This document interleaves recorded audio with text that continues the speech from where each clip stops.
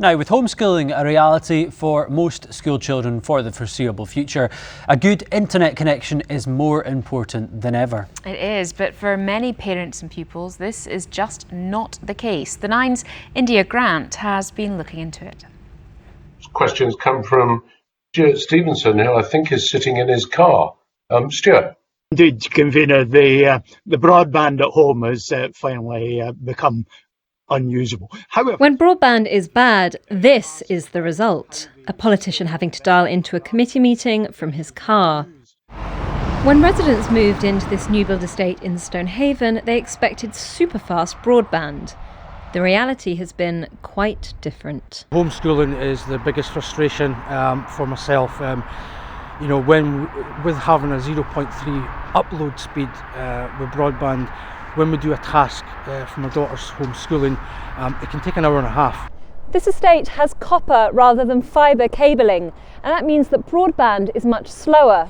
It's due to be updated later on in the year, but for now, things like schoolwork and work meetings, which should take minutes, take hours. Ross is in Macduff. The poor connectivity is disrupting his education. I'm currently studying 5 hours in the hopes of meeting my conditions to go to university.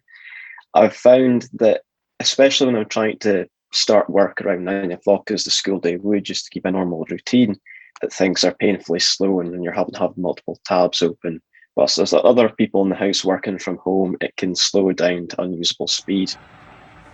Slow speeds, staggered Wi-Fi use, all too familiar to Ted in the Borders.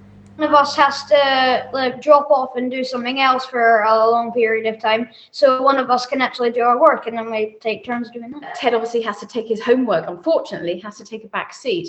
It means that Ted then has to wait for Jamie to finish his full day's work, which can sometimes, be 6 o'clock in the evening.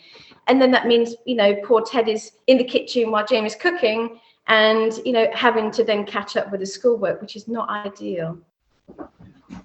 So what can be done if you're among the unlucky without decent connection? The regulator for communication services has some tips. Less than 6 in 10 people are actually taking up a faster service where it's available. So it's really important that people speak to their provider, see what is available, check Ofcom's website. There's various factors that can affect the quality of the service in your home, on your Wi-Fi, even the location of where your router is placed. So there's some real solid practical advice there for people. With plans to update existing infrastructure, it's hoped that broadband speed limits will become a thing of the past. India Grant, BBC News. It really is so frustrating, isn't it, when you're trying to do something and it's just kind of buffering away. But I can only imagine if you're trying to do homeschooling, trying to work at the same time, And just a everyone nightmare. on the connection at once. Everyone on at the same time, yeah. Disaster.